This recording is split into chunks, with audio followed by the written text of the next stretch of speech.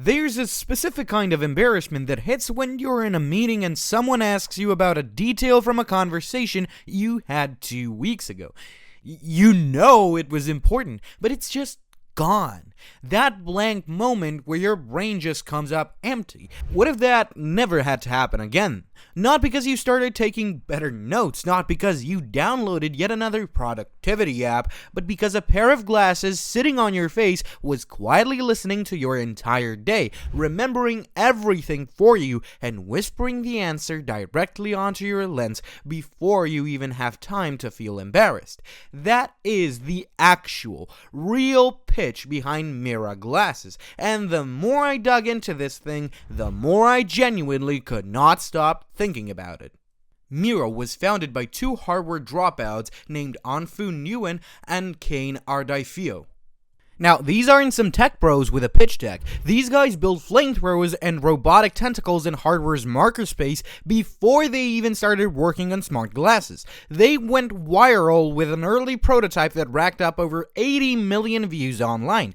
80 million! That's not a niche audience, that's a cultural moment. They dropped out, raised $6.6 million seed round led by General Catalyst, and got to work on turning the viral demo into an actual product. The company was originally called Halo, but they rebranded to MIRA, which I think was a smart move. General Catalyst, by the way, is not a small name in venture capital. These are the people who backed Airbnb, Stripe, and Snap in early stages. When they lead a seed round for a hardware startup, the core mission is blunt, and I respect it. Anfu and Kane believe human memory is a fundamental cognitive bottleneck, not a minor inconvenience, a bottleneck, and they built MIRA specifically to solve it.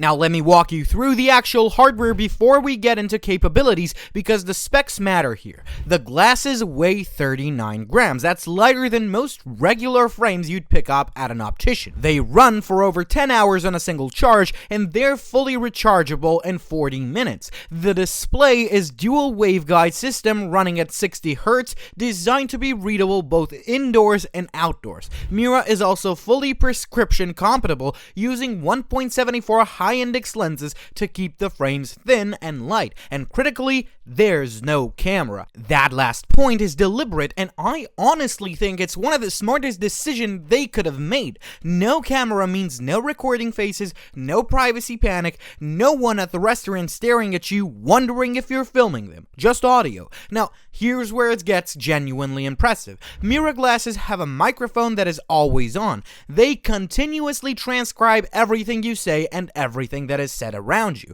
That transcription gets sent to your phone, stored locally on your device, and not on MIRA servers. The raw audio is permanently deleted the instant it has been transcribed. They don't sell you data, they don't train models on it. It's just your transcript saved for you. The AI layer on top of that transcription is where the superbrain label starts to make actual sense. The system achieves sub-700 millisecond response times. To give you a reference point, the average human blink takes about 150 to 400 milliseconds. So by the time you blink twice, MIRA has already pulled context from your conversation history, processed the question, and displayed the answer on your lens. That speed matters because anything slower than that doesn't feel like thought. It feels like using a device. At sub 700 milliseconds, it starts to feel like actual memory.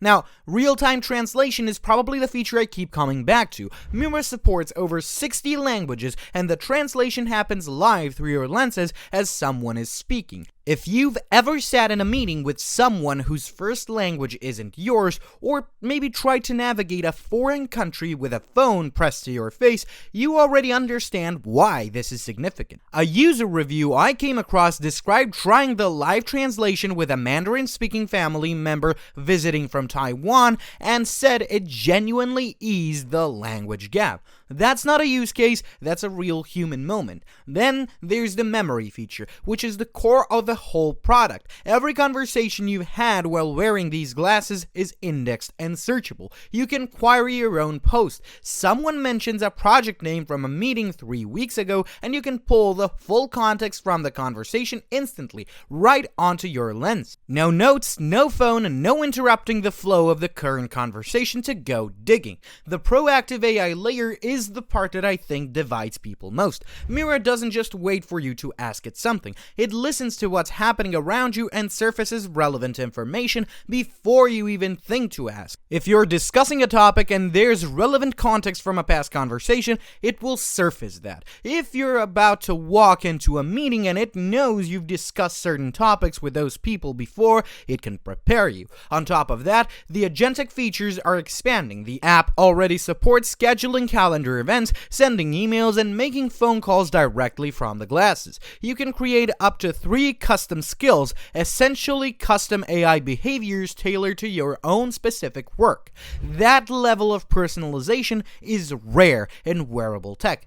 Pricing sits at $649 for the glasses. Core features including unlimited transcription, no talking, and translation are all free. The optional AI assistant tier for unlimited queries costs $20 per month. Now, I need to be honest, and I'm not gonna pretend that the always-on microphone isn't worth talking about seriously. It absolutely is. A device that listens to every conversation you have all day long is a significant thing to put on your face, and I think it's fair to sit with that for a minute. The architecture MIRA chose is genuinely as privacy-respecting as always-on audio can be right now. Audio is deleted instantly, transcripts live on your phone, and nothing trains on your data. They deliberately excluded a camera to reduce the surveillance footprint, and the founders have been vocal about this not being incidental, but a core design philosophy. That said, the people around you who haven't consented to being transcribed are a real consideration. MIRA's position in that transcription is functionally equivalent to note-taking, similar to how you might take notes in a meeting. That's a reasonable framing, but it's a conversation that society is still working through with wearable tech broadly. My honest read on this is that the privacy architecture is genuinely thoughtful for a consumer product, and the no camera choice was the right call. I think the concerns are real and worth taking seriously, but they're not deal breakers for the value that this technology actually delivers. Now, the obvious comparison is Ray-Ban Meta glasses. Those are stylish, comfortable, and have solid AI features, but here's the key difference MIRA keeps pointing to, and I think it's accurate. Meta's glasses help you when you ask them something. MIRA helps you all the time. Meta's glasses don't have persistent memory of your conversation. MIRA does. Meta's glasses don't know your history, your preferences, who you talk to regularly, what projects you're working on. MIRA builds the context over time. One early user who owned both Meta Ray-Bans and Halliday glasses said MIRA showed more utility in 10 minutes than both of those pairs combined. That is a strong statement from someone with real comparison evidence. Now, I'll be straight with you, I find MIRA genuinely exciting in a way I haven't felt about a piece of consumer tech in a while, especially wearables. Not because it's a gimmick or because the marketing is good, but because the core thesis is correct. Memory is a bottleneck. Most of what limits us cognitively in a professional and personal context isn't intelligence. It's recall, it's context, it's having the right information at the right moment. MIRA is betting that the right form factor for solving that isn't a phone, isn't an earbud, and isn't a chatbot. It's a pair of glasses that knows your life. I think that bet is a reasonable one. The hardware is surprisingly solid for a first-generation product. The latency is genuinely impressive. The no-camera call shows real self-awareness about what the market will actually accept. Will it be perfect out the gate? No. The Android app doesn't exist yet, some features are still early, and the app being open in the background was a legitimate complaint that the team had to address publicly. These are real growing pains. But the foundation here is serious. Real investors, real founders, real hardware, and a problem that genuinely matters to most people. The cognitive co-pilot category is forming right now, and MIRA is one of the most interesting early bets in it. If you're the kind of person who lives in meetings, works across languages, or just constantly feels like your brain is at capacity, I think MIRA is worth paying very close attention to. This isn't a gadget for gadget people. It isn't a gimmick. This is a tool for people who want to think better. And honestly, I'm here for it.